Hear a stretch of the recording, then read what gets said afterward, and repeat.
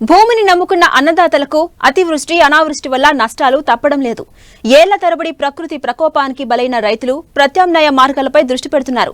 కొత్త ఆలోచనలకు పదును పెడుతూ ముందుకు సాగుతున్నారు. ఈ కోవలోనే నంద్యాల జిల్లాకు చెందిన ఓ రైతు ప్రతి ఏటా నూతన కంది రకాలను సాగు చేస్తున్నారు. ఇందులో భాగంగానే ఈ ఏడాది బత్తాయిలో అంతర పంటగా కందిని సాగు చేశారు. తక్కువ పెట్టుబడితోనే 2 పంటల్లో మంచి దిగుబడి వస్తుందని ఆశాభావం వ్యక్తం చేస్తున్నారు.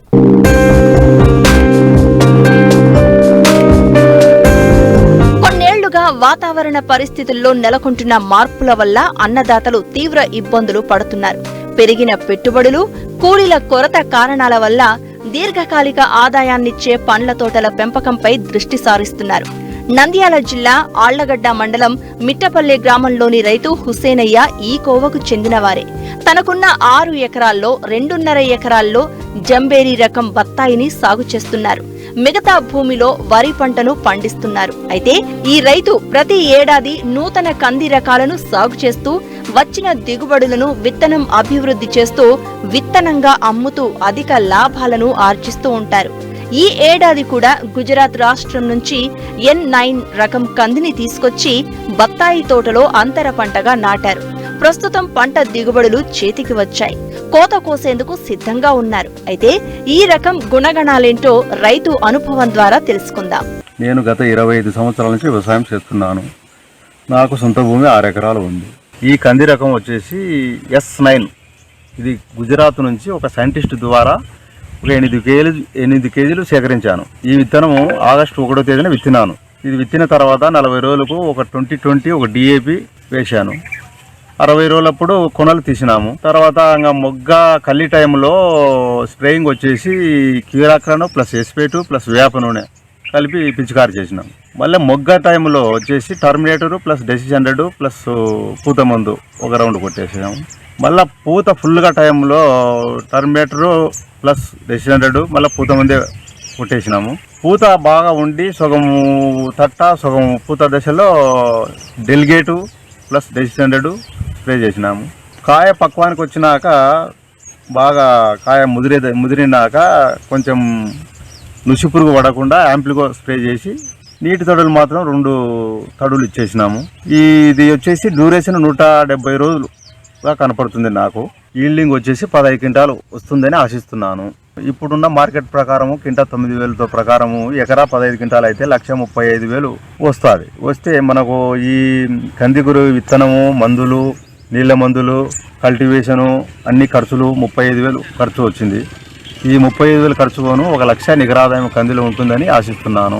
బత్తాయి మొక్కల గురించి చెప్పాలంటే నేను ఈ బత్తాయి మొక్కను 2019 ఆగస్టు 1st వీక్లో నాటాను. సుమారు ఇప్పటికి 4.5 సంవత్సరంలో వయసు గల మొక్కలు. ఈ రకం వచ్చేసి జంబేరి రకము. ఈ 2.5 ఎకరా కలిసి 260 మొక్కలు ప్లాంటేషన్ పడింది. పోయిన నెక్స్ట్ ఇయర్ ఆగస్టులో కాపుకు వదలాలని 4 సంవత్సరాలకు బిట్టకు వదిలి 15 రోజులు బిట్టకు వదిలి మామూలుగా మందులు, ఎరువులు అన్నీ సమకూర్చి మళ్ళీ నీళ్ళు వదిలితే కాపుకు లైన్కు వచ్చింది. ఈ సంవత్సరం ఫస్ట్ టైం కాపు కాబట్టి ఈ 260 మొక్కలకు ఒక 5-6 టన్నులు కావచ్చు అనుకుంటున్నాము. ఇది ఇప్పుడున్న కాపు మార్చిలో కటింగ్ అవుతుంది. మార్చిలో యావరేజ్గా మామూలుగా ప్రతి సంవత్సరం 35,000-40,000 జరుగుతుంది. ఆ ప్రకారం అయితే మాకు 5-6 టన్నులకు గాను 1 లక్షలు రావచ్చని అనుకుంటున్నాము. ఈ సంవత్సరమే ఈ చెట్లకు బాగా భారీగా 1 లక్ష దాకా పెట్టుబడి పెట్టుకున్నాను. ఈ 1 లక్ష పోను 1 లక్ష నికరాదాయం ఉంటుందని నేను ఆశిస్తున్నాను. ఈ 2 పంటలు కలిసి సంవత్సరానికి ఒక 2 లక్షలు నికరాదాయం ఉంటుంది. ఈ వాతావరణం బాగాలేకుండా తట్టుకొని ఈ స్టేజ్లో ఉందంటే ఈ వెరైటీ మంచి గుణగణాలు కలిగిన వెరైటీ అని నేను అనుకుంటున్నాను. పూత 70-80 రోజులకు వచ్చింది. పిందే 90-95 రోజులకు వచ్చింది. ఈ వాతావరణాన్ని తట్టుకొని కూడా ఈ దశలో ఉందంటే నాకు మెరుగ్గానే ఉంది. ఈ గత రకాలు పొగ మంచుకు తట్టుకోలేవు. దానిని తట్టుకొని కూడా ఆటుపోట్లకు నిలబడుకుని కూడా ఇది ఈల్డింగ్ 15 క్వింటాలు వస్తాయని అనుకుంటున్నాము. గతంలో పంట మామూలుగా కొంచెం పిచికారీలు ఎక్కువ పడుతున్నాయి, స్ప్రేయింగ్లు. దీనికి పిచికారీలు తక్కువ, మందు బస్తాలు కూడా తక్కువ. ఇది బాగా హైట్ పెరుగుతుంది. ఇప్పుడు ఖర్చు పాత రకాల కన్నా దీనికి తక్కువ, పెట్టుబడి తక్కువ, ఆదాయం ఎక్కువ.